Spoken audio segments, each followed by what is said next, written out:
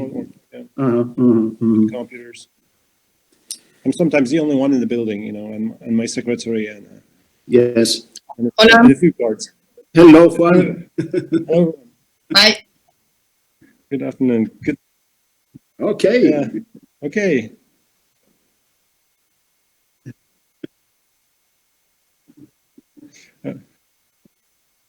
No, I'm in the other city, in Gdańsk, actually, because there's a big conference here, real conference, and I was a part of the panel in the morning, so I'm in the hotel room now. No, just like in person. Yeah, it's sponsored by the government, very high politically, you know, that the prime minister was there, so there was no way that I could avoid it, you know.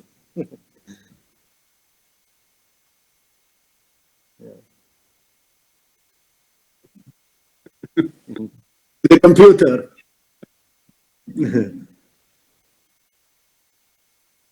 Yeah. Yeah. Oh.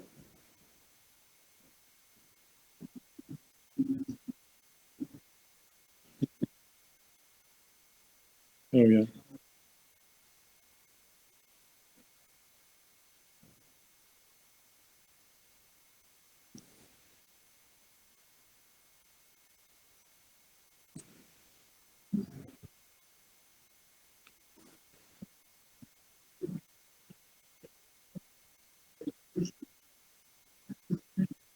Yeah.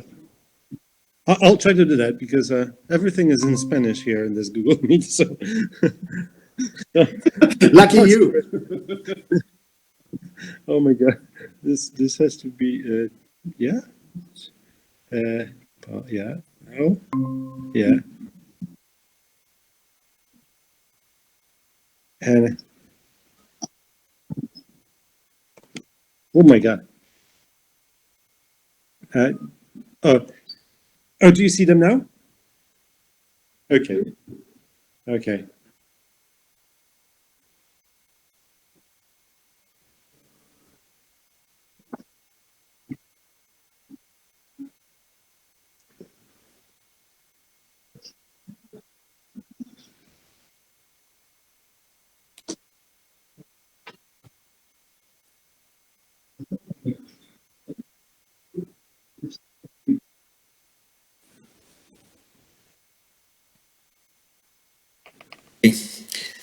So, good afternoon. We are going to start the session, the afternoon session. This is going to be actually a round table, and we are going to be three persons in this round table. Myself, I hope you already know who I am. So, actually, I have the pleasure again to count with Eduardo Barredo. As you know already from this morning, he is Director General from Eurostat. And we have a third guest who is new and that I must confess it's a real pleasure to have him there. It would be even a greater pleasure to have him here in Santander, but unfortunately the conditions are not the ideal for this to happen. He is Dominic Roskut. I did my best.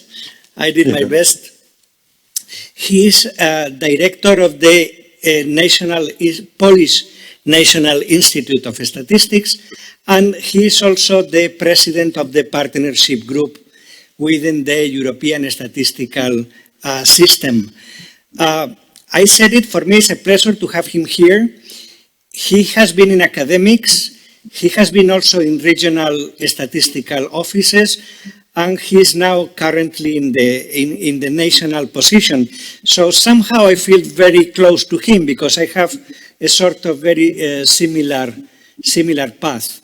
He is a very active member of our statistical community, and in my opinion, he is doing a very good job in his position of president of the partnership group. So I think he is also an ideally placed person to share with us some ideas about the official statistics response to COVID-19 pandemic.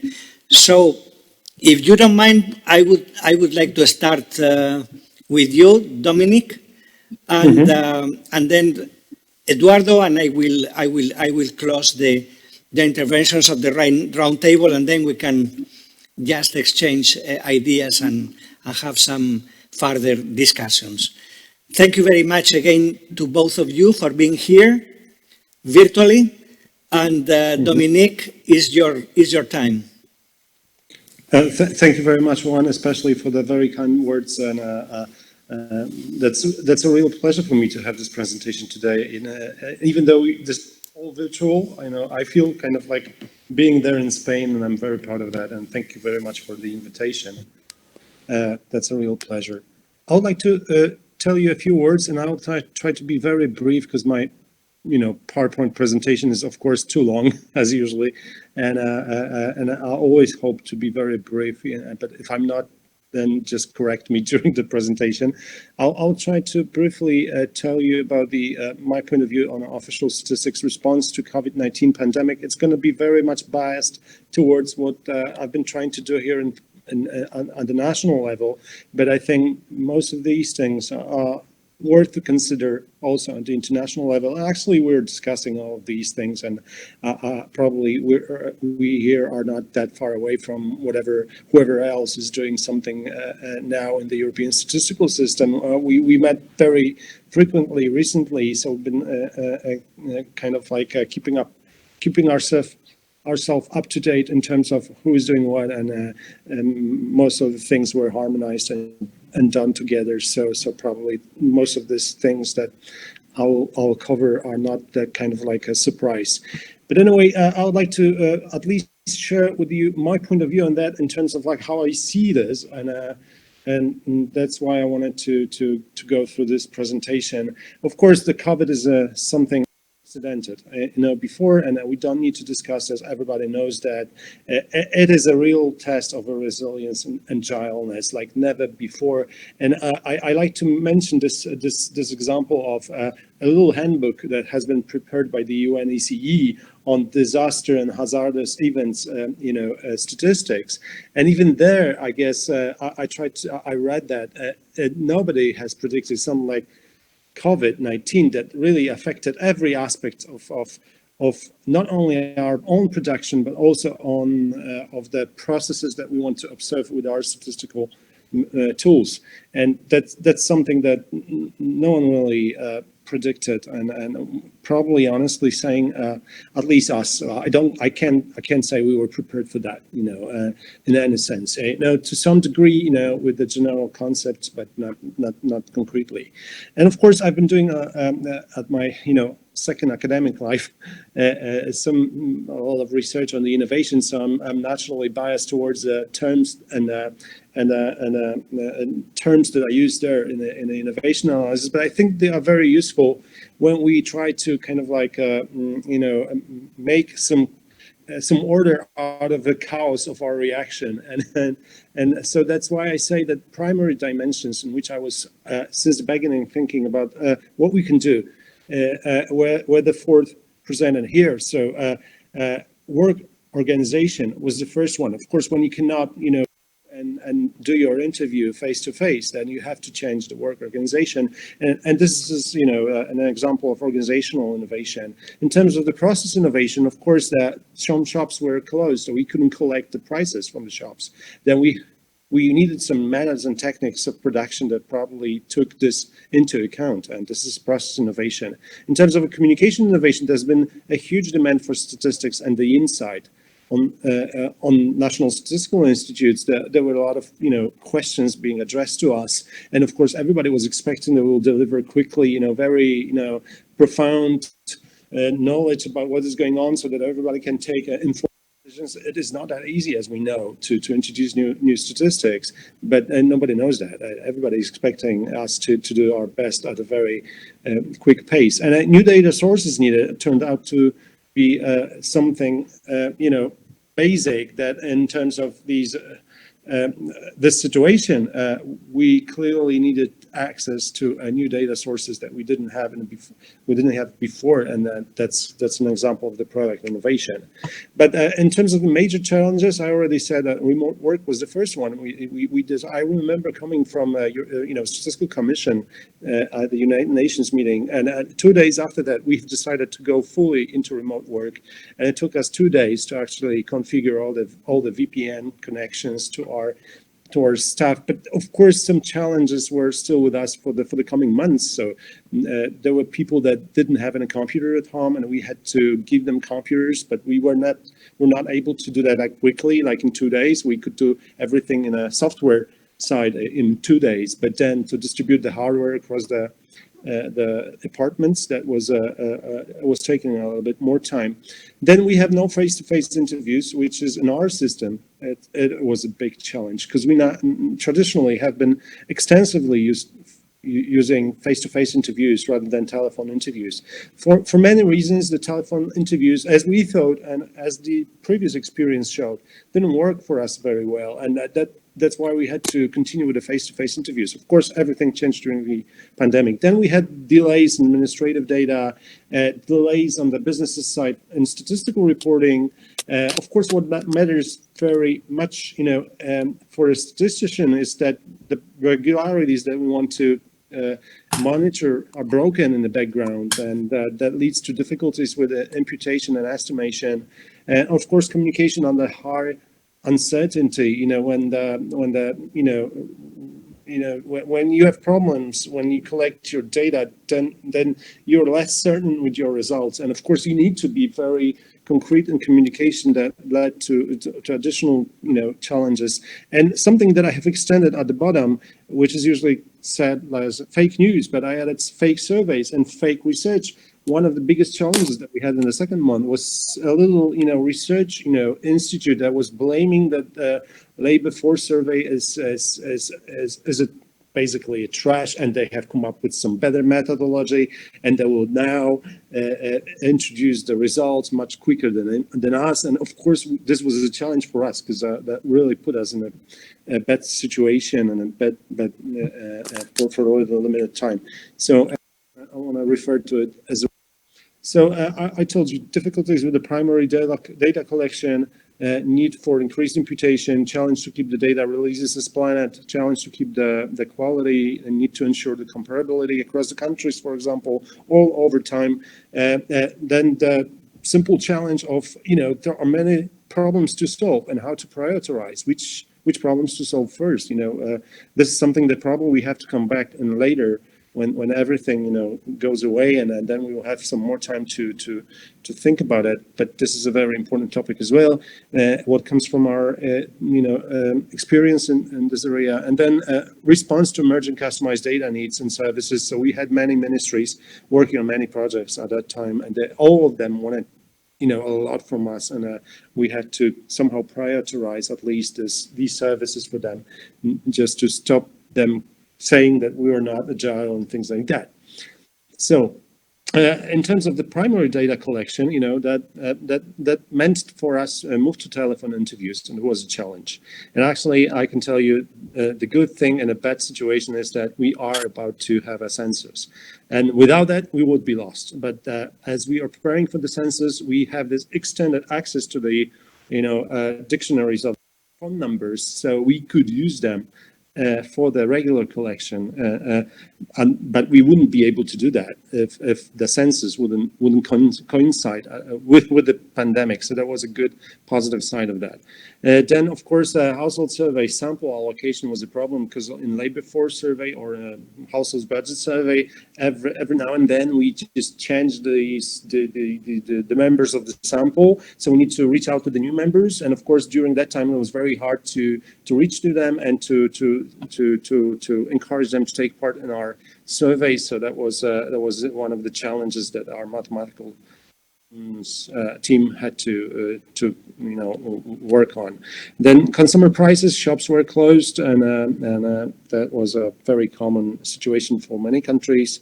And of course, we were experimenting with experimenting with scanner data, but it was not mature enough at that time. And of course, we used these experiences as well, but of course, that challenge remained. A lower response rates, closed or partially closed industries, response burden on businesses. They had many problems at that time, and even when they wanted to, use some kind of a support programs, that was additional bar for them to apply for that, whatever. So you can imagine statistics is at the bottom of their priorities at the moment, and delayed access to the other sources. So we have a lot of support from the international community. Actually, we support each other. We can tell easily that there is a global information system and global statistical system. So Eurostat has released a range of guidance, European Statistical System Committee, and the partnership group as well. We've been discussing very often to that. Part of the outcomes is that we have decided to establish this access to privately held data task force that we want to continue working on because we see how important it is to have this access to the privately held data, especially in the context of the pandemics, but also to make our systems more efficient. And then OECD, CSSP, UNECE, CES, there was a UN surveys, actually, two of them, as I remember now, on the COVID response, and also we were participating in task team and capacity building for big data. So some experiences we're trying to use there. In terms of examples of statistical domains, these come from the European system level. So I don't want to talk too much about it, but LFS that I mentioned already, a labor force survey, we had problems with data collection and no call centers, no face-to-face interviews, and ILO concepts like employment, unemployment, not entirely reflecting what is happening during the COVID situation, but there were positive responses both from the Eurostat and generally from international community, how to deal with these problems. So we can sustain the labor force survey and actually provide some additional insight. What we've decided locally, we've added some questions to the labor force survey as well. We have a little bit, we work a lot on keeping the results of at the required level of quality. Then we had some accounting frameworks for balance of payments. I don't want to cover that. There's a lot of things that happened on the international level, but I would like to tell you a little bit about what we've been doing here and what response we had. I came up with some principles that actually I made up for myself, in order to make decisions quickly, in order to know how to prioritize. So the first principle was act as soon as possible, especially with the short-term monthly statistics. And then when I do some, innovation in those, then we've moved towards the other surveys, less frequent and more long-term oriented. And we've also tried to implement some changes to extend them, basically. Then the second principle of our approach was, and I think that's something that I want to discuss internationally, because I think that's very important. My approach was to extend the scope of existing survey, taking advantage of the fact that all the infrastructure is already there, and rather than just the approach based on something like the US or Canada has been doing. They had like a small dedicated survey separate dealing only with the COVID. What I thought is an advantage of our approach was that when we add some questions to the existing surveys, then we have a lot of control variables that later on can be used together with the new variables when we do the modeling in the future. So I was thinking rather like from the point of view of the crazy econometrician later on in 2 or 3 years, having all these additional sets of variables linked to the regular surveys. So that brings, I guess, you have no linkage problem, actually, basically, because you already have that linked with something that you know very well. And that I think that's an advantage. And of course, it was easier for me to hide these new, burdens across many surveys, letting me to do much more than if I would be able to have in one survey that everybody would be complaining that it's too long too big and or too burdensome, whatever. So I think that was kind of an approach that I've taken, and I think that it worked very well because we are continuing doing so. So then we wanted to go deep across all stats domains and focus on both current and long-term user needs. I already referred to that. I try to talk with my directors and tell them, just forget about the current situation. Of course, we have did a lot to produce something for the current situation, but then think that in the next 10 years, there's going to be a lot of research and a lot happened during the crisis. And we have to think about these future data needs also, not only about the current, economic, business cycle measurement, things like that. And of course, data stored for the public administration. So we offered our services to our beloved ministries and hoping they'll do whatever with us. Okay, so and do you have the time? Because I don't know how much time I have. Okay. Okay. I'll try to.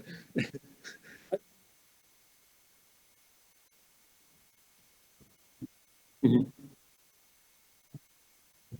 Okay. Oh, thank you very much. And so I didn't take any wine with me, so I'm not going to talk too long. Yeah. Anyway, so in terms of our responses, I can group them in a few groups: and a new or improved organization, new or improved methods or techniques, new or improved products. And within this last group, I would like to especially stress the extensive use of existing surveys, which I already related to, and extending the scope through the new models and questions. Oh, actually, I meant this one. The first one is actually we've been trying to produce new statistics from the things that already existed, but we didn't think about producing some of those before because there was no need for doing so. So we've been trying to use in a much profound way the material that we already had, and then we try to extend the material itself, and then we've been doing a lot of experimental research, or I think that was a lot of considering the limitations that we had. But anyway, we came up with some experimental publications in terms of the agricultural statistics based on satellite imagery, and tourism's based on web scraping and linking some data sources, and maritime as well based on the AIS system, which is locating the ships on the sea. Anyway, there was also part of our response that I called strategic, and we probably didn't have too much time also internationally to discuss those. But I see that in our response. Actually, at least I think about it this way. And what was the very important thing that happened at the moment of the epidemic in March and April, that we had our pilot census planned for April, and it was a very hard decision at the moment. Everybody outside and most of the people inside suggested that we should postpone this pilot survey because of these extraordinary conditions. But I really was thinking about it, and I pushed for having it, and I told to myself, if not now, then when? What happens if during the regular, like a real census, the situation will still exist? I know that probably would be useful for us to have some experiences in doing a census in those extraordinary conditions. And it turned out that we were right in some sense, because we know what happens now at the moment. The epidemic is still with us, and it's keeping okay, from its point of view. And we have a census in September, agricultural census, and we are conducting it. And so without this pilot census, we won't be able to prepare ourselves for the regular one. And of course, part of the experience coming from this pilot census led us to a new baseline strategy for censuses, which we assumed as a baseline strategy, a continuation of the pandemic. And that led us in turn to try to introduce some amendments to our existing legislation on censuses, and we have managed to do it only last week, I can tell you, and we are waiting for the signature of the president, and we hope that he will do it before the 1st of September. But what the amendments brought to life is giving us much more flexibility in the way we organize the census during the census. So we can change the meta mix, for example, or we can change the way we finance the things, so we can react more more easily to whatever happens, and that's a big advantage. And the second thing, we have introduced amendments to our legislation on official statistics, giving us easier access to directories of telephone numbers. That might not be a problem in many countries, but in our case, that was always a big struggle with the telecom operators, and they were also always claiming all these, legislative limitations that they used to justify not giving us access to those. So we have managed to actually finally introduce some changes that will give us a regular access to the very good quality directories of the telephone numbers. And of course, new strategy for the future field operations. This is part of the topic that my staff don't want to discuss with me yet, because many people still think that we'll be able to come back to what we had before. But I think about it completely differently. I think there's no coming back. If something worked during the pandemic, there will be no justification for us to come back, because everybody will expect that we will keep the better for the future. So that's something that is very important.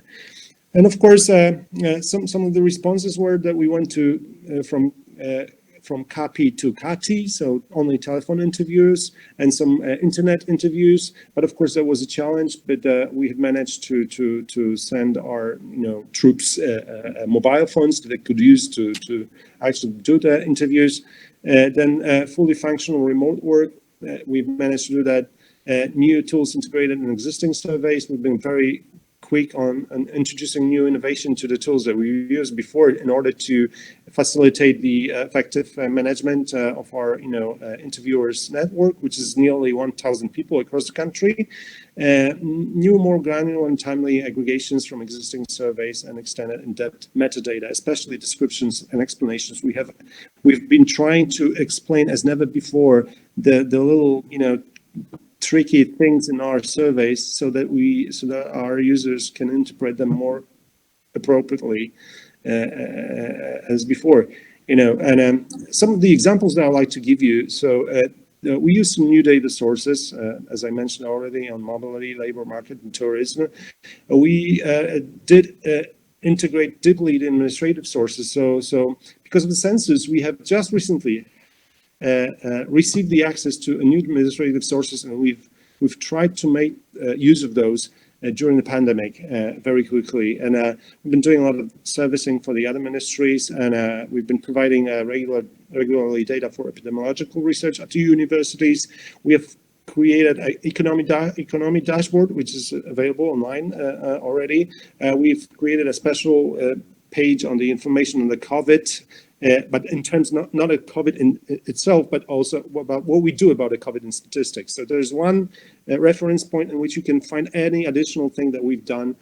Actually, many of them, but not most of them, because people are struggling to keep the pace and put them there. But anyway, that's the ultimate goal, to have it everything there. And we've also cooperated with some government center for security to create their dashboards. So we've been providing a lot of data to that. But I would like to tell you a little bit about something that we're very proud of. So this extended scope of the surveys. So we've added new modules, new questions to the existing surveys on a business tendency survey, short-term statistics, living condition consumer tendency, household budget survey, report on the production and stocks, labor market surveys, a few of them, and some social economy survey as well. And then in tourism, healthcare, financial reporting, information society even, I can tell you we've added quickly questions to information society that we will have the results at the end of September, which actually will provide us with a little bit of more insight into what the households were doing to the pandemic with the ICTs. I'm very proud of that. Research and development also. So we've been asking questions about is there any research and development related directly to the situation. So that we're very proud of that innovation activity. More are coming. That's what we try to stress. So in order to conclude, we've done successfully the second pilot of the population census with only Kati and Kawi. Now we are prepared for the epidemic scenario, which is great because in September we start the agricultural census, and we're not going to visit the households. We're going to only call them and to try to explain to them how important it is to do the census over the internet. I like to look at a crisis as an opportunity, so to leverage the innovative solution and new data sources for the future production and dissemination of statistics. And of course, what we've observed, and I'm very, very happy about that, and we are all part of that, that we had a very extensive, like never before, international cooperation, very, very intense, very regular, with the exchange of good practices and harmonization of our statistics, but at the top level and also at the, expert groups, task forces. So like never before, I was very, very proud of that and very, very happy about that. So I can share with you a little tweet that, represents something that was very nice for us. So if this is one of the commercial banks, very well known in Poland, and that all these banks have their, research units, so with the analysts, analyzing macroeconomic situation and many other things. So they have, this is in Polish, but basically they are, praising our elasticity and adjusting to the situation in terms of what's the content of our publications, how many new data we're producing, and things like that. I was very proud of that. It was very nice, and that really made my day during when it happened. And I can tell you, I wouldn't like to cover all of possible all of things that happened, but as an example, I can show you that we've been adding like crazy a lot of questions to our surveys, so to come up with a lot of valuable material at the end. And here are a few particular examples in the business tendency survey, which is actually not administered by the Eurostat, but by the other directory of the European Commission. Which this is a monthly survey, and we've added a set of questions on the coronavirus pandemic, and we've been thus able to very quickly, in just 2 weeks, to provide first interesting opinions from the businesses about the situation based on this survey, and we were very proud of that. And we keep continuing this survey this way. Of course, I don't want to read these questions. These are in the presentation. I can share the presentation with you, but some of the examples of the questions that we've added. This is again business tendency survey. Another question here about the remote work and planned absence due to holidays, absence of employees resulting from the quarantine, and things like that. We've been able to add these questions to the fastest survey that we had at the moment. But then we continued with the other surveys as well. So I don't want to cover that. There are a few questions. Them are here. We came up out of that with a lot of publications that were very interesting to our users, and they were very happy to have them. Short-term statistics, we also added questions to that, and here are examples of these questions. So did you observe any changes in revenues from the sales of the products that stemmed from the coronavirus and things? So we added additional questions and additional filter questions that will constitute a very interesting, data sets in the future. And consumer tendency, that's for households. We've also added some questions about their assessments of the situation and what impact did the current epidemiological situation had on your responses. Are you afraid of losing your job and things like that? Many questions. Also, monthly survey, very quick results. Next, the results come like 2 weeks after the month. So these are one of the fastest surveys that we had. So thank you very much for your attention. Just to briefly conclude, I wanted to give you a little insight and what our was, and I think that even though we were discussing extensively recently in the international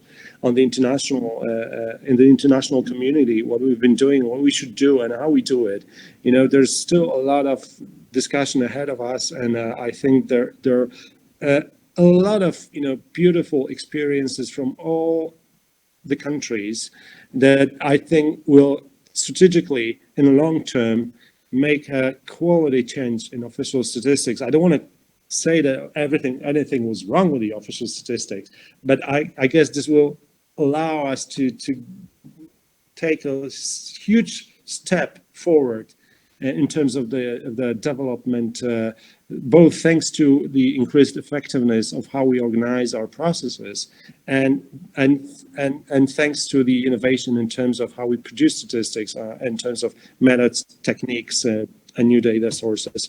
And from this point of view, I'm very enthusiastic about this pandemics, but only from this point of view. So thank you very much. Thank you very much, Dominique, for your intervention. Let me just make a short note saying that there is a chat available in the web, the web page of the university, I guess, where they can send us questions for the panelists. So if you are willing to send us questions and to intervene in the discussions, please feel free. You can do it in this chat line. Good. So yeah, I mean, Dominic, frankly speaking, when I gave a small talk this morning related to what was the reaction of our institute with respect to the COVID crisis. Furthermore, I listened Eduardo giving us the Eurostat perspective. Now I'm listening to you giving us your perspective from Poland. And what I feel is that somehow we have, or we're pretty much coincident with the description of what happened and with the reactions we have had in our institutes to the COVID crisis. Frankly speaking, at the beginning of all this crisis, I was not convinced of that because the situation for the different European countries was different. Italy started from a blackout period before, then we start, France. In other countries, the blockade effects were much more limited. So somehow I suspected that probably the reaction and the description of the situation was going to be different. But I guess this has not been the case, that we have a sort of very common perception and feeling about what has happened. And furthermore, I would say that the reactions we have had in the different institutes have been also similar. Of course, we are not starting from the same point, so the initial endowments are different, and some institutes have put more force onto one direction, other to the others, but I have the feeling also that we share a wide range of measures devoted of reactions devoted to solve the different problems that this pandemic has created us. So now I'm much more optimistic than I was before. I thought we are offering good solutions, and there is a very important point. You mentioned it, Eduardo mentioned it also this morning, which is the opportunity. If this pandemic has something good, probably the only good thing is that it can create opportunities for us to undertake and to extend our work to much better situations in terms of efficiency and in terms of mostly on dissemination of new products, more interesting products for users with the characteristics you mentioned. For example, more granularity, more short-term based statistics, but also this new source of data can probably allow us to keep the quality on the production that we would like to maintain, right?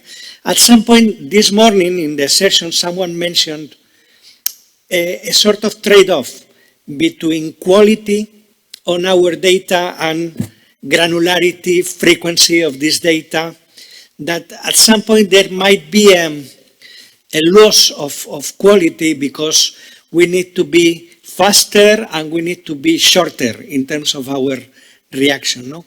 Probably the opportunity or the upcoming of these new data sources can help us to maintain this quality or this taste for quality that all institutes share.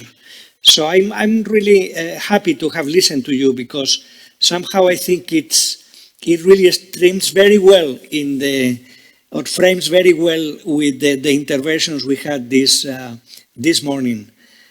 Eduardo, do you want to say something? Yes, very. I will be brief, because I would like to allow you just to bring your points, and also just to give the floor to the people just to ask questions or to intervene. Concerning your last point, I fully share it, in the sense that I do not see necessarily a trade-off between the production of quicker indicators and the use of innovation or new data sources. I think that these new data sources will increase the quality of existing information, and we will be able to produce data quicker. Very, very briefly, I mentioned it already this morning. I'm in Eurostat since 30 years already. I've been a bit everywhere, and I can tell you that I have never seen a stress test like the one that the currently official statistics are running through Europe. It's really a stress test, and frankly speaking, and being honest, I think that the system, the European statistical system, has shown how robust is in the sense of reacting quickly, both Eurostat and the national statistical offices, and this has allowed the continuity of the statistical production processes, notwithstanding the difficulties concerning the provision of data, source data by companies or by households. Of course, this lower response rate of households and enterprises, combined with the reduced availability of administrative sources, has increased the use of imputations and estimations and adaptations of the ongoing production processes.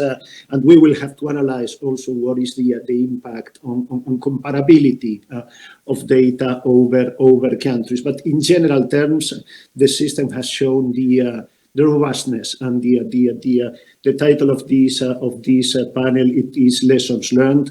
And I think that one lesson it is that we have shown to the external world how robust the system is. In addition, we have been called to produce data and new indicators quickly in order to assess the impact of the pandemic on the economy, society, environment, and so on and so forth.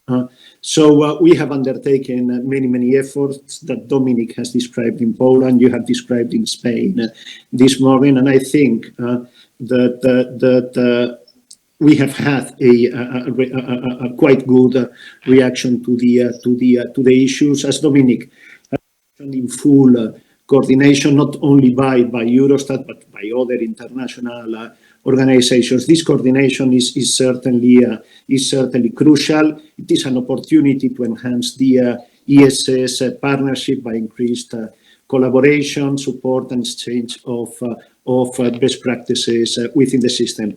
I also think that the approach that we took at the European statistical system is the correct one. We led the discussion at the top level, at the level of the presidents and DGs, and then we were articulating the solutions at the technical level, but we were taking some quite strategic decisions at the top level. Certainly, there are some issues that I think we could improve or we should put more attention in the future. Issues, for example, concerning communication. I think my opinion it is that we should strive just towards more common communication approaches, also showing what the European statistical system can offer, or the relations with the private public bodies, partnerships. This is something that we could also take at a coordinated, more coordinated level. There have been plenty of initiatives in terms of communication or partnerships. We have been seeing this morning how we have adapted all our communication means, dedicated sections on COVID, put attention in our news releases. But I think that there is something in addition that we can do. We are discussing the possibility of creating a dashboard at the European level, and these are good initiatives that we should follow. I think that as lessons from the crisis, we have identified altogether what are the main lines of intervention that I described very, very quickly this morning. First of all, to continue to be relevant. We heard this morning from the Secretary of State about the need to produce quicker indicators with higher frequency on some domains. These are issues that we are currently discussing at the directors level. For example, weekly bankruptcies or weekly information on energy consumption or transportation. So there is the feeling that we have to progress on this. Also, there is the feeling that we should use to a larger extent experimental statistics. We had several examples this morning from INE on some areas where all the countries, not only in Spain, are progressing. So the use of experimental statistics. So the first line, to continue to be relevant.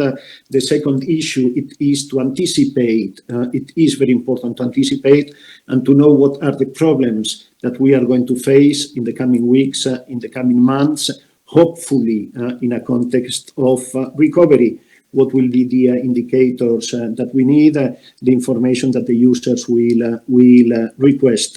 So this proactiveness, it is something that should guide the second strand of work. And the third one, obviously, it is to build, to take stock of all this innovation which has arisen in the countries, the use of new data sources, or the fact of going towards new methods for data collection. Because as Dominique mentioned very, very rightly, there is no coming back.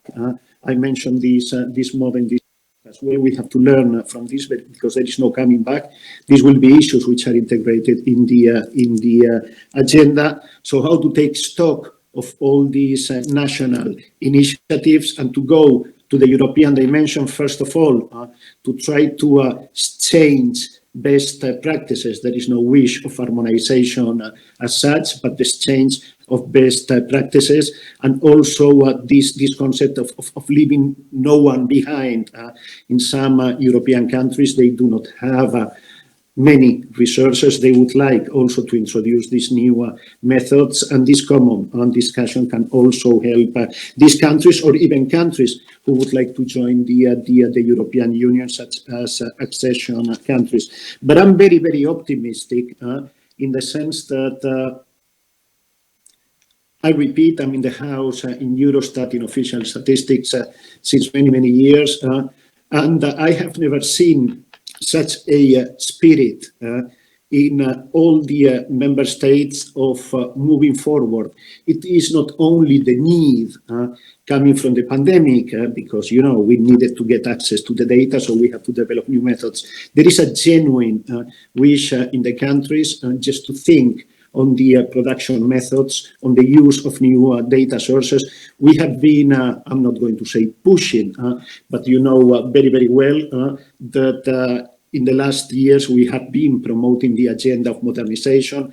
We have been talking about trusted smart statistics, about the need of moving towards experimental statistics in some areas, creating partnerships with data providers, creating ecosystems of data, and all the feeling that we have in Eurostat, it is that the time is right to move forward, because there is a genuine wish from the countries. I repeat, not only derived from the crisis, but also to modernize and to adapt to the new reality. So from this point of view, I'm very optimistic that we will move forward. Once again, plenty of work ahead of us, but I mean, this is life, and as I told you, these issues are here to stay. We will also have to revise the ways that we work together to be more flexible towards user needs, via experimental statistics, via other means,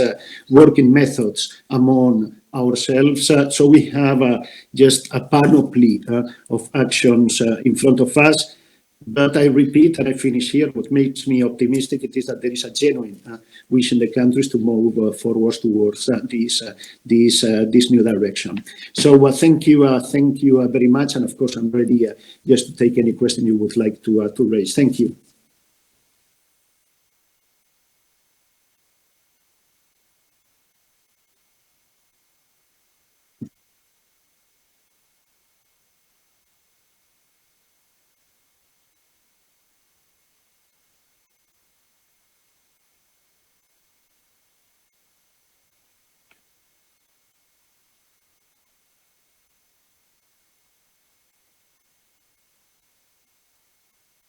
Mm.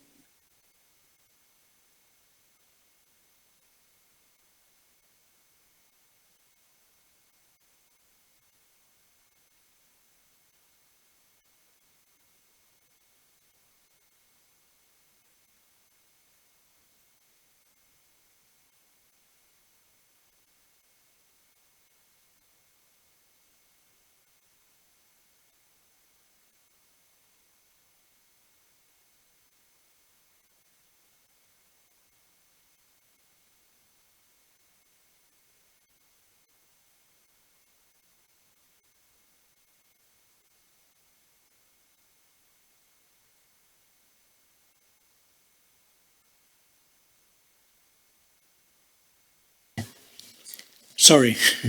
We hope this time is not going to last very much. We hope we will have a new normal situation again, but this normal situation is not going to be the one we had before the pandemic. Many things have changed, and some of them have changed for good. And we should take advantage of this and not step back, which is sometimes what I might be a bit afraid, no? Because organizations usually are pretty conservative. They try to keep their work done and to do it in the more comfortable way. I'm talking as an aggregate, as an organization. And probably our duty as managers is to try to step on this conservatism and try to be a bit more and try to introduce or take advantage of these new situations. I think what you mentioned, Eduardo, is really important. This is no time to move back. It's time to move forward and to take advantage of these new sources of data that are already present there, and sharing my experience with you. I told you this morning, much more exchange of administrative records in terms of the organizations, no, in my own department. So I think this is probably really a good news, and this is something we should really keep going. Well, I would like to say something. I actually had some slides also to much fewer in number than you, Dominic, because this morning I had already my my 30-something slides. But no. It was great. Thank you very much. No, but I will try to see how can I share these slides with you, which is actually something already difficult.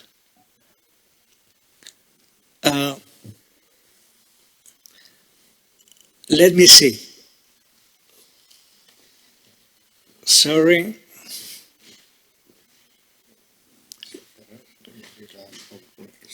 cerrar aquí. Pero entonces no les veo a ellos. Oh. Ah, okay. So I have to close here. And now.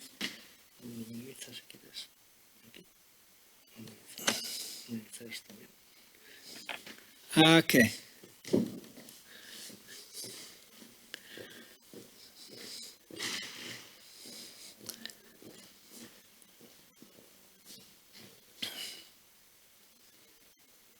Okay, I'm here, but now where are them? Where are them? Can I see them? Can they see me? Yes, I can see you. Yeah. You can see me. Okay, great. Yeah. I don't know if the rest can. No, it's okay. Can you see me? Yes, you. Yeah. Okay, great. And can you see the slides? Not yet. No, okay, because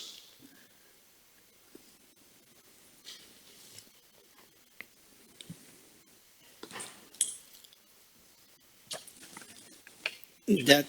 Okay, so in any case, I will make the intervention because I guess the students can see the slides. I'm not sure whether they can see you, both Dominic and Eduardo, but they can see you. Only the slides.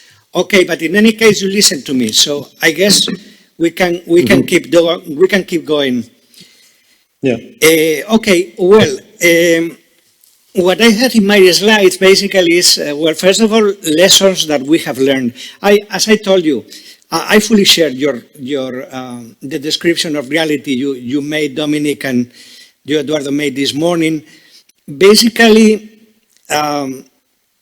This crisis came really to the sound foundations of official statistics. It was really a challenge for us to be able to give a fast answer and to keep working and to keep producing high standard quality level in our official statistics, according to the principles of the official statistics, right?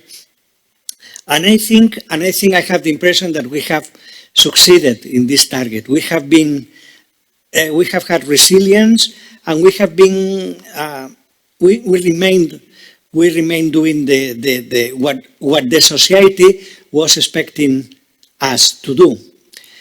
Basically, it also revealed us something which is, I think, very important, which is the relevance of statistics for users. Many people has realized that the statistics are useful for life, for their lives.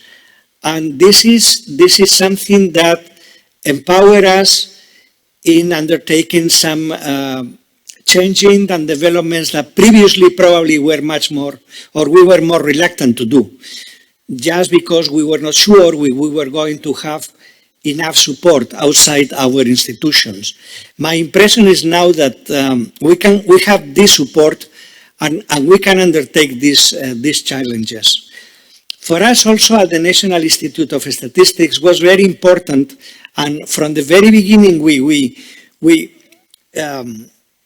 communicate this to Eurostat, that it was important that the ESS had a coordination number of actions. It was important in this crisis to have someone, in this case Eurostat, who was able to undertake this coordinated view, this coordinated action. And I think, in my opinion, has been successful. I think the strategy you follow, as you said, Eduardo, has been the right one, starting from the top, the DJs, and then going down to the technical groups. In this opinion, I think, or in this line, I think it was very important, your initiative to list a sort of a number of prioritized European statistics. I think prioritization at the very beginning of the crisis was important.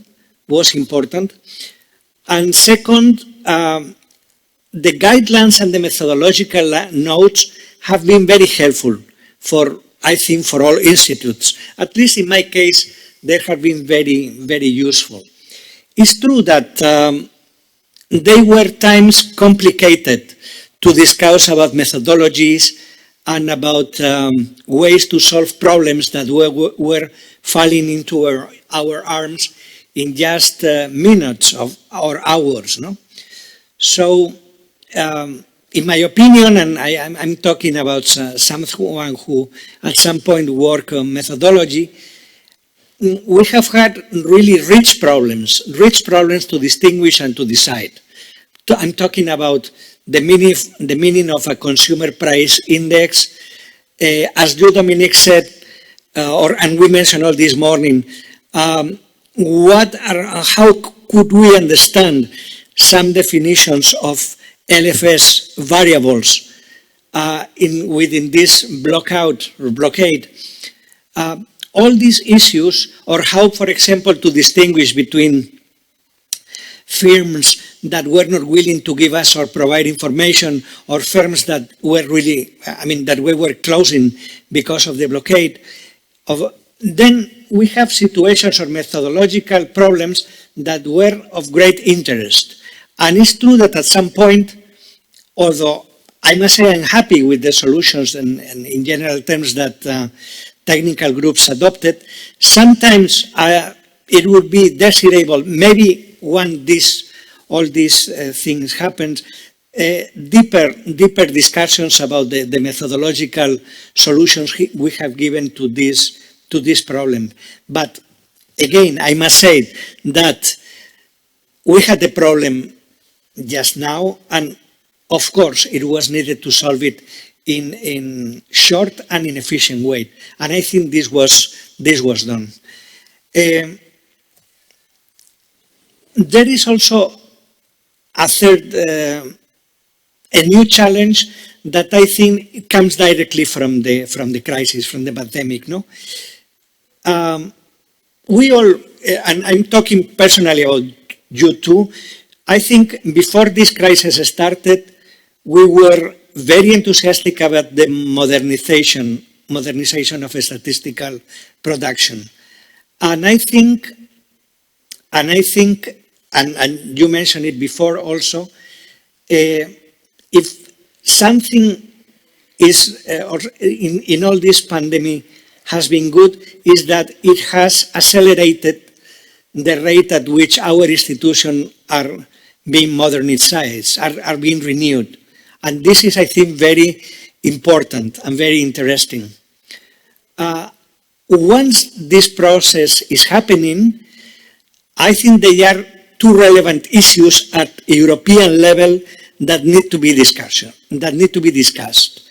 And these are, again, methodological issues, but also comparability issues. I think, Eduardo, you mentioned it this morning. If we are in a European context, we need to have a very well developed methodological setting for comparability. Otherwise, our work would not be satisfactory. And as a result of this modernization, I feel that we have something new on the horizon, something that in some institutions before was already showing up, but that is now general or pretty general in all our institutes, which are the experimental statistics. I think these are really good news for us. Maybe we should wonder why these experimental statistics have came now within all this turmoil on this crisis. My suspect is that at some point, standard official statistics are probably too restricted in this sort of Procrustean bed that is designed with the regulations and with all legal all legal settings. And this is, of course, good, very good for us, because it's a guarantee that many things are well done. But probably in this situation, these regulations were too much for the, or to allow statistical production to satisfy the immediate needs of institutional users and, in general, other users. We have been asked to give more frequent data, more precise data on some directions, more granular data, and probably this was too much for the type of statistics we are producing on regular times. So probably experimental statistics has been a way to come up with these solutions just to cope with very specific and very important problems that were put on our tables during this pandemic time. This is probably one reason. There is a second reason also, which is, I think, important, and is the possibility to work with new data sources. Regulations, of course, do not take into account. When they are done, they try to be on time. They try to be regular, and they try to accomplish with the situation in terms of data. But of course, they cannot forecast what type of new data are going to come in the future. And in this sense, nowadays we are facing an incredibly rich amount of new information. Credit cards, mobile phones, ticket data from the supermarkets, incredibly rich information to produce our statistics. And this is going to be the second reason why many of our institutes have decided to go through this side, because we feel we have the opportunity to use this new data to satisfy new demands from users. Of course, now with this field of this new experimental statistics developed, it's clear that we have the challenge in the European Union of, again, ensure or guarantee comparability.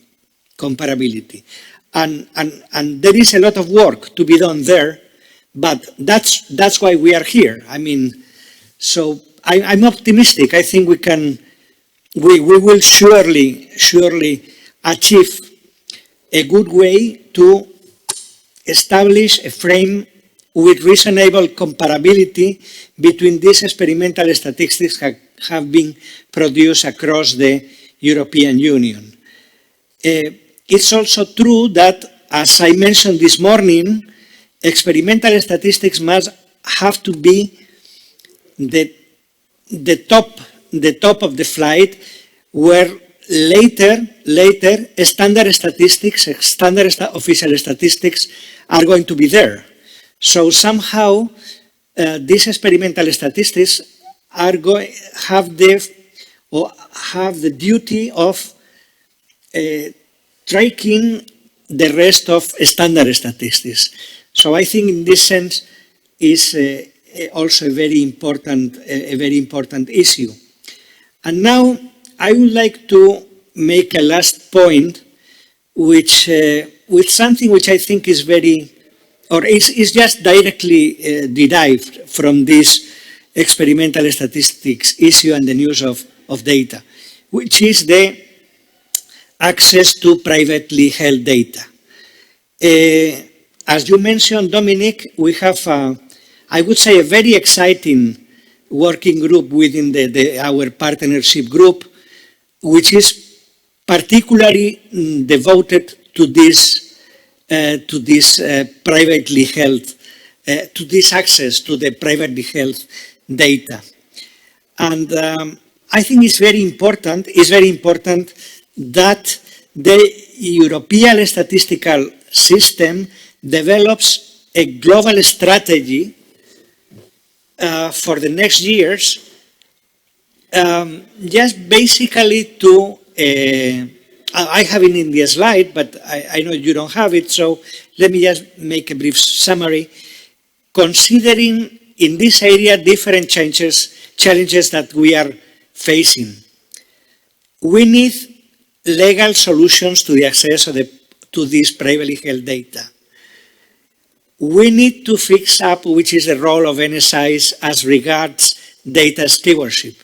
You mentioned it, Dominic, in your institute, that you are doing this work now during this crisis. We also are trying to do it, or we were trying to do it during this period. It's also necessary the creation of common sectoral European data spaces.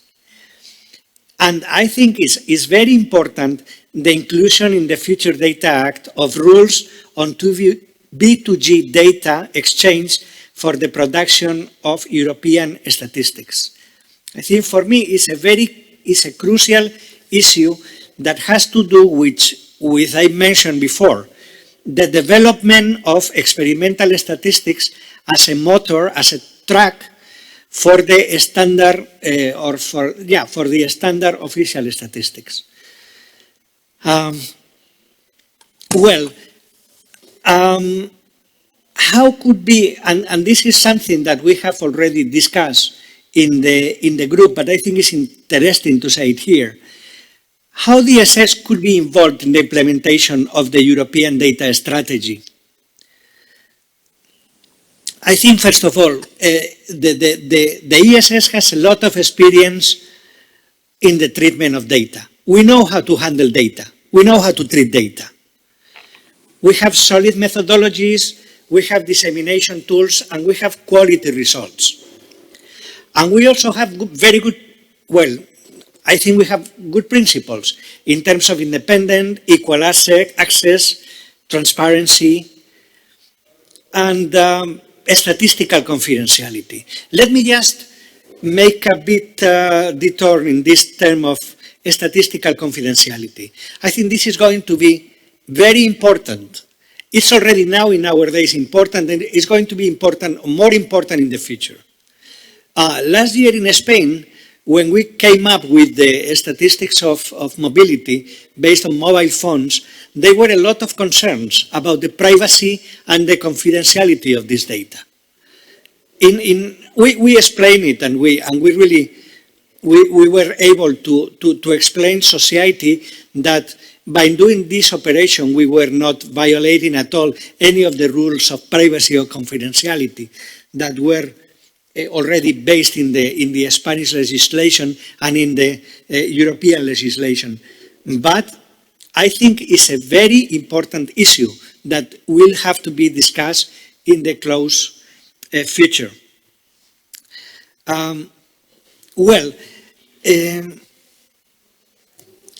Let me say that, as a matter of fact, reading some documents from the European Data Strategy and from the Commission, I feel a bit surprised that the ESS has not been taken into account when preparing this data strategy, and somehow seems to be that the statistics is a bit on the side on this data strategy, which I think is something that is not very sensible.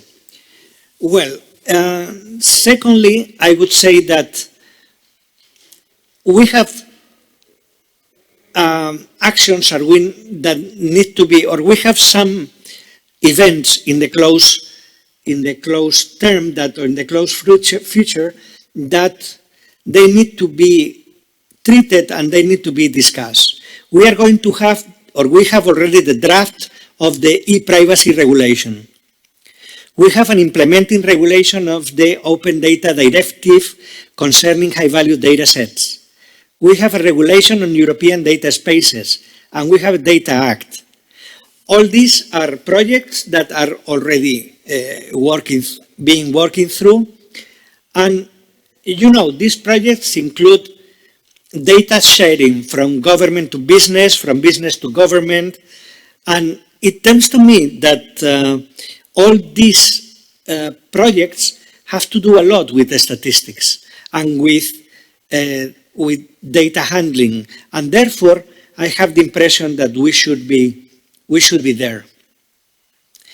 Well, there is also a second direction, which is, I think, also important in terms of this access to privately held data, no?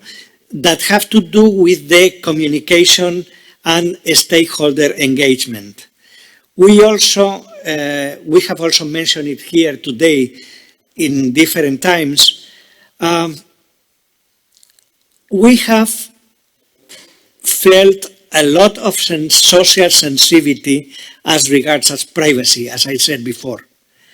And from the ESS, we need to establish a clear position about statistical confidentiality and about privacy, because this is going to be crucial in the future exchange of data that we will have with business or with the public administration.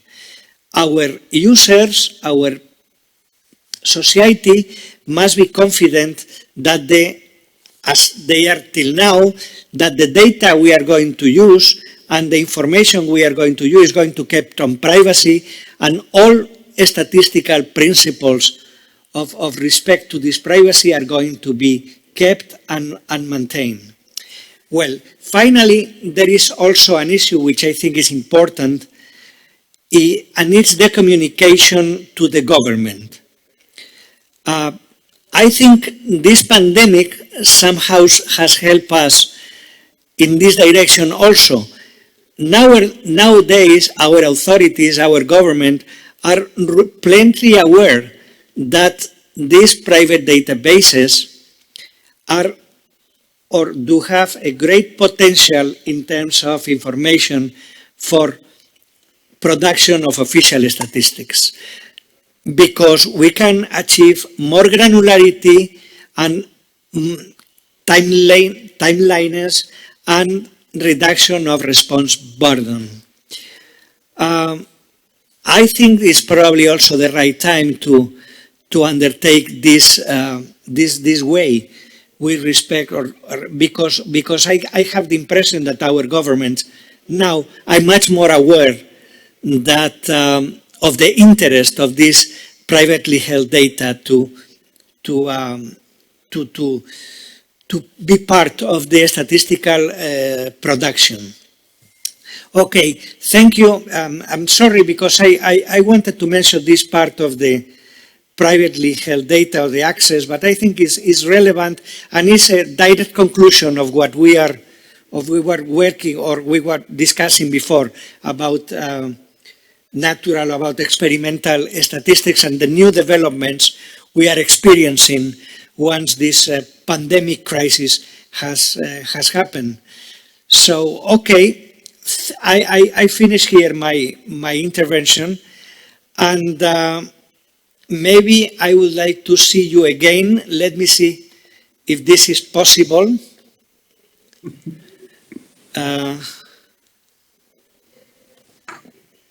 You must be somewhere here. Can you hear me in any case? Yeah, we see you and we hear you. Yes. Okay, we see you now. I see you now, so that's great. Okay, so let me just first, do we have some questions from the chat? Well, the students are not very interested.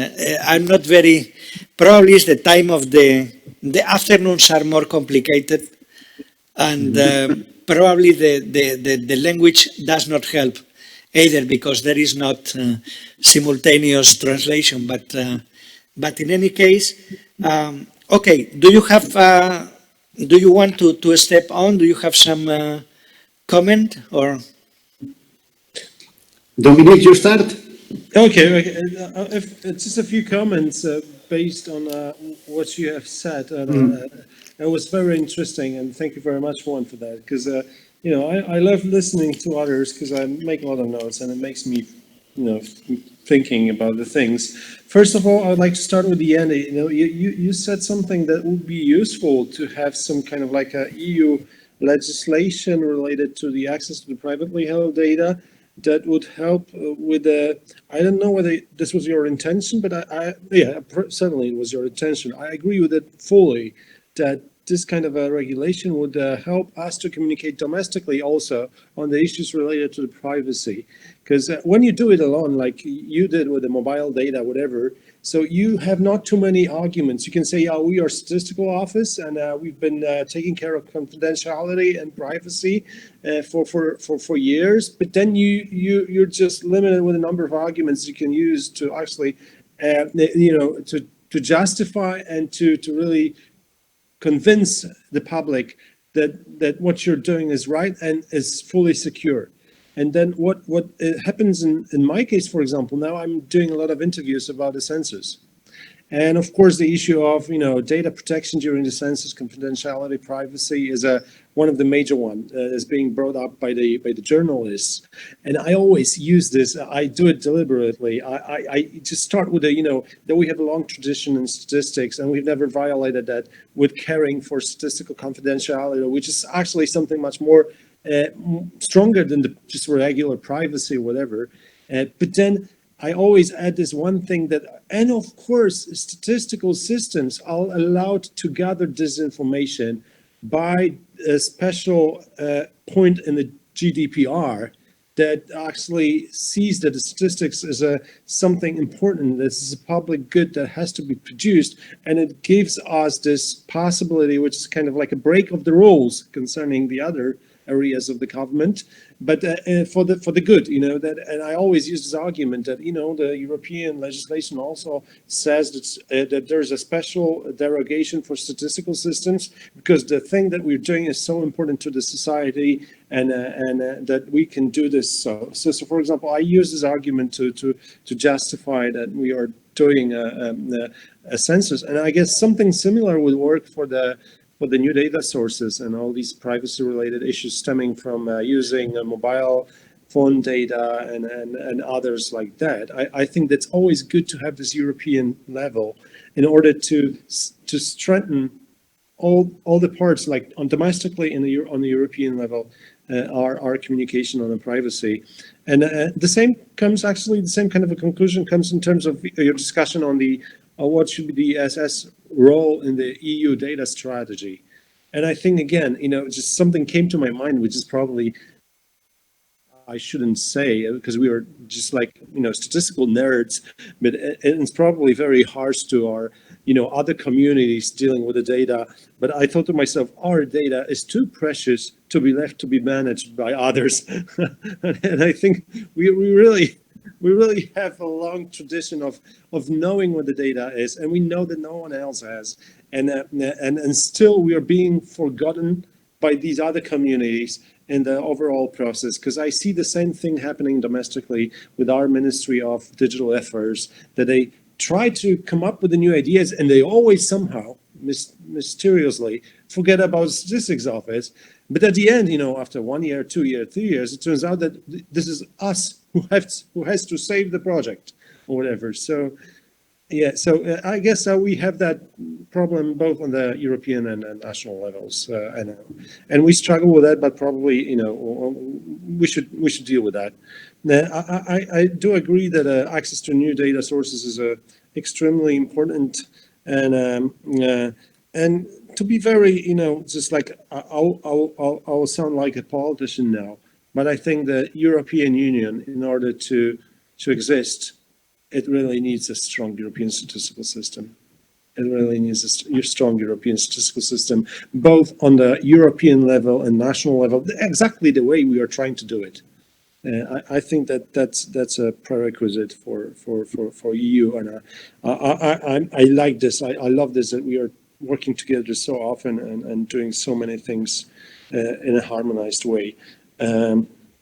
I can tell you one thing a few things that also came to my mind that I forgot probably mention when I was discussing our experiences. Interesting thing happens recently. Some of my directors comes to me and they really want to, just make the changes to the staffing. They really start to say to me the things that I wanted to tell them for a long time. We need some less stuff, but better paid stuff. And this is a kind of like I see this as a notion of a quality change in terms of how the people think about their responsibility and how much they really want to deliver more and more and more innovative things. And it's a very good thing. I was wondering if I could ask you if there would be any time, because there is this one little gap that I don't have too much knowledge about what is happening, because we are all at the census this time, and I don't know if there's any what's the impact of the pandemic on the censuses across the countries in our system. I'm sure most of us are doing the same. We're trying to deal with it anyway, but are there any countries that are postponing census or are doing something? I was wondering about that. That's a question if we have more time at the end, because I really lack any info about it. I always forget to ask about it. In our case in Spain, we have developed already a register-based census. So we don't, in principle, we don't expect significant delays. As you mentioned before, we might have some delays with the administrative records, because, well, you know, with the pandemic, everything has slowed down. But it's true that we didn't expect to make surveys this year. Next year we will have a much reduced. It's not going to be a census. In fact, it's going to be a smaller sample survey. Sorry, just to cope or to complement some of the information we get from the administrative records. But in principle, we don't expect significant delays. And in the agricultural census, it's a bit pretty the same. We have also, it's not fully registered based, but I think it's sort of about 70% of farms are covered with these administrative registers that, by the way, are coming from the European Union. They are so basically, there we might have a bit more problems with the percentage that is not covered by the administrative registers. And then,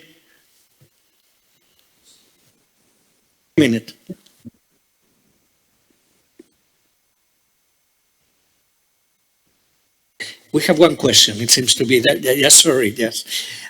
So I was saying that basically we might expect a bit more delays with the agricultural census.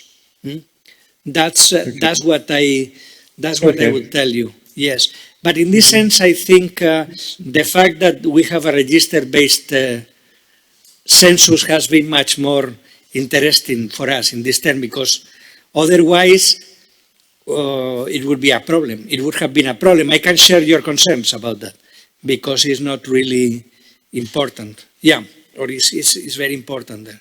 Yeah. Eduardo? Yes, we can take the question, or but just to you can read the question, or do you have the question?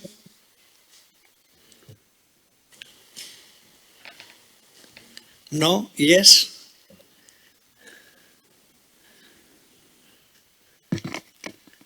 I don't know if you can hear me. Yeah, I can hear you. Okay, so the question is, they said, in line with the new experimental strategies you have mentioned, could you comment something about the Radar COVID APP? Radar COVID APP, the application Radar COVID. Did you plan to develop any kind of strategy to use or analyze this collected information? Oh, but this is a national question, I would say. It's not related to, you know, just to be, I will answer it later, but I think it's not, is much more oriented towards our national. Here, our government is developing an application, a telephone application of for the COVID, for following the COVID patients. And it's a bit the Korean Asiatic model. And the question is related or is saying basically whether we could use this information for statistical purposes. This is basically the question. It's an interesting question in general, but I think the answer is very fast. First of all, this application has not been designed by the Institute of Statistics, so the data are not coming from the institute. And second, I might guess that there might be a lot of problems of confidentiality and data protection. So I would say, at least from the individual point of view, it would be very difficult to use it. And in aggregate, I don't know. That's something we should study. But in principle, the answer would be no. This information, in the way it has been obtained, and under the I guess I don't know very well the app, but I'm sure the legal conditions and the data protection is very strict. So I think it would be impossible to use this information for statistical purposes. It's probably a very fast answer, but I guess it's going to be the case. I don't know if in your country, Dominic, you are having something or you are developing something similar. These are these type of apps that follow you and tell guess who have been the contacts you have had in the last 15 days. So in case you get infected, at some point the public administration can send an SMS to the people who has been around you, just preventing them that you have been close to someone who has been infected. That's the... Yeah, we had such an application. It was really quickly done by our Ministry of Digital Affairs, I guess already early in June. But the problem that it had was that they really used kind of like two things that were very sensitive to the public. One thing was that they didn't use the APIs created jointly by Apple and Google. They used something else. They monitored individual, as they call it, MAID. These are some kind of a marketing IDs that are really kind of like in behind our backs all the time, monitoring what we're doing, where we are heading to. And they've come up with the idea that these are much more actually accurate and robust than just location data from operators. And they use that. But of course, there was a huge discussion after that about the privacy. And so there are not too many people using it. And the second problem that was raised was that it was based on a centralized database. So again, something that is very sensitive to the public.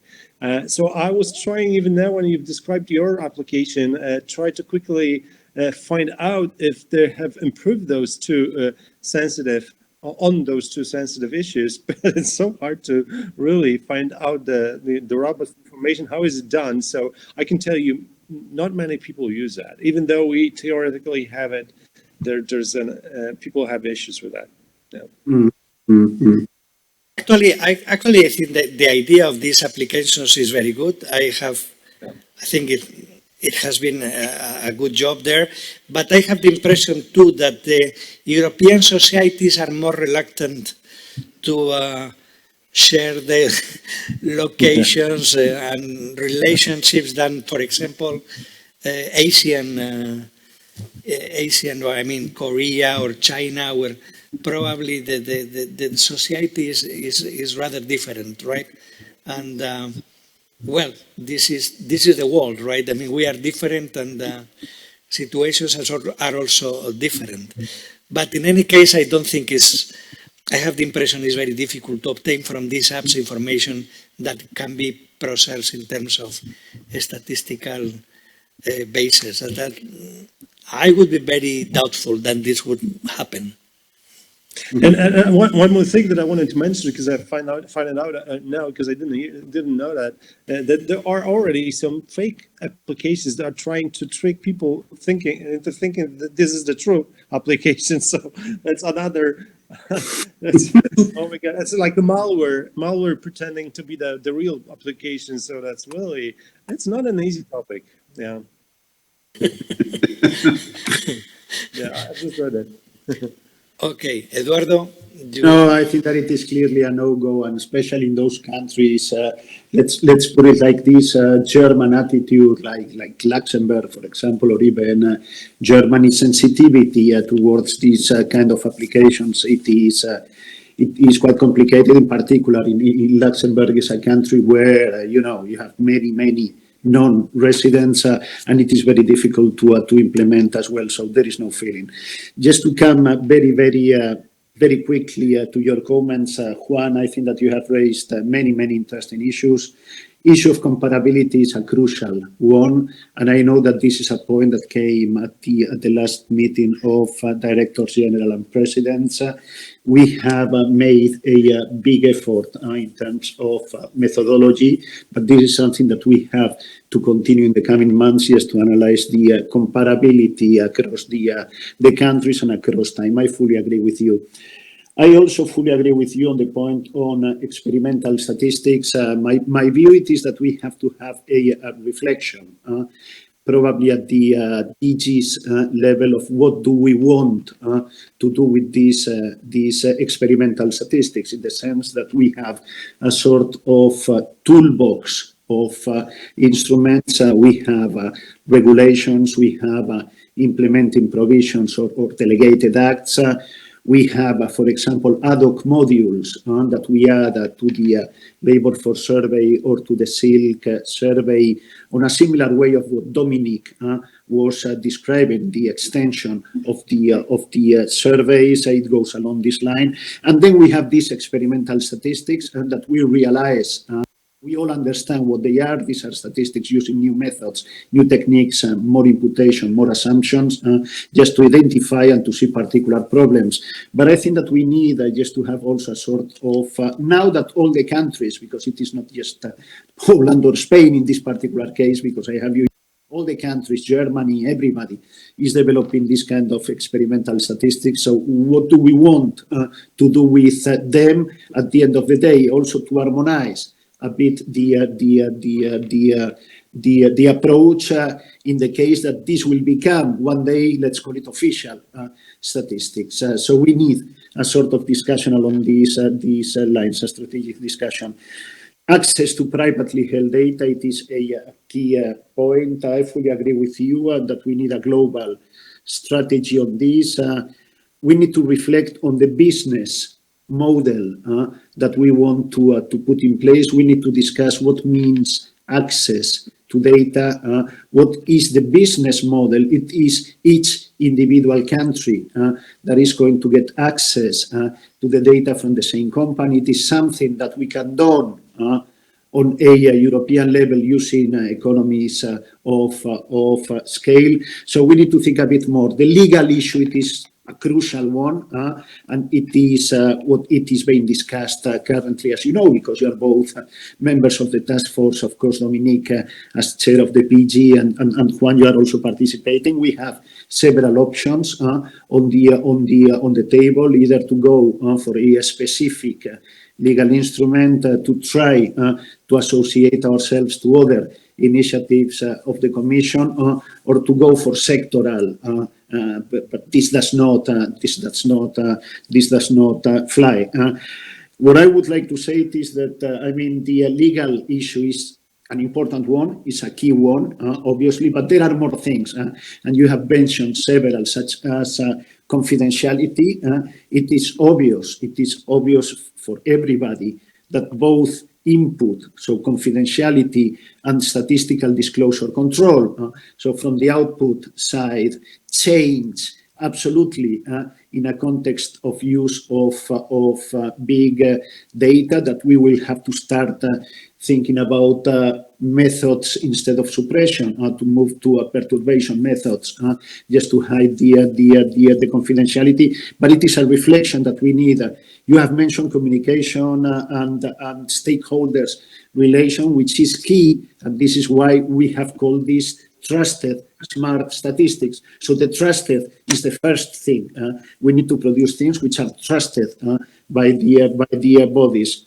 So we need a reflection not only on legal issues, but on many other issues, methodological issues as well, communication, business model, and so on. What we are going to do, as you know very well, it is that we are thinking on a possible portfolio, because we would like to organize this on a portfolio of projects, so projects on web scraping techniques, probably on skills or job vacancies. We are also thinking about possible projects on the area of mobile phone operators, such as transportation or issues related to mobility. And we have another strand of work, like what Dominique has described on using satellites, for example, for agricultural statistics, or we are thinking about other strands of work in the area of smart meters, Internet of Things, and possible ways to go for smart surveys. So the current surveys that we have by using smart instruments. So we are going just to come in the coming weeks, because we have a meeting of the partnership group already at the beginning of September, where we would like to come with the first portfolio of initiatives, but access to privately held data. What I would like to point out. It is that it is a broader discussion than just the legal instrument. It is also a discussion of the business model, who is going to do what is the kind of access that we need, confidentiality related issues, methodological issues, and so on. So it is very much on the agenda. You can be sure that the European statistical system will be involved. We, as Eurostat, will be your ambassadors. In this discussion, you have one example in the area of these high value data sets that we are discussing with the colleagues in Brussels, where the high value data sets will be those that we have defined at the statistical level altogether. So we will be your ambassadors, and to see how we can profit more from all these initiatives, the eConnect, European data strategy, and so on. So we will be associated in this game. But many good points, and we have plenty of interesting things to discuss in the next months, indeed.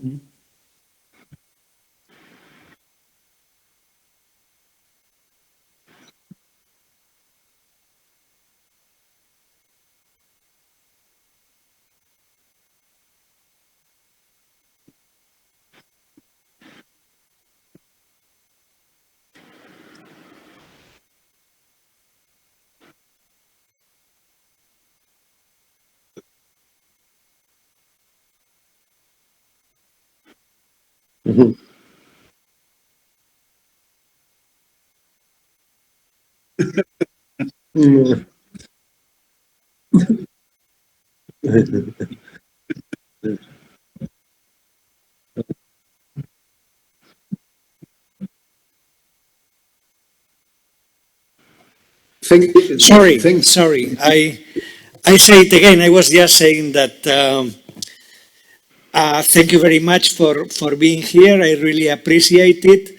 And I think for the students has been a very stimulating exchange of ideas about European statistics under this COVID-19 crisis.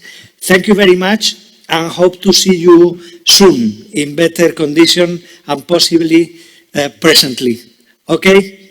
Thank you. Thank you very much. Eating some tapas and drinking some beer. Yeah. That would be okay. Thank you very much. It was a pleasure. It was a pleasure. Take care. Sure. Bye-bye. Bye-bye. I took a lot of notes myself, so Yes. yeah, very good. Thank you very much. Bye-bye. Thanks. Good afternoon. Bye. Bye-bye.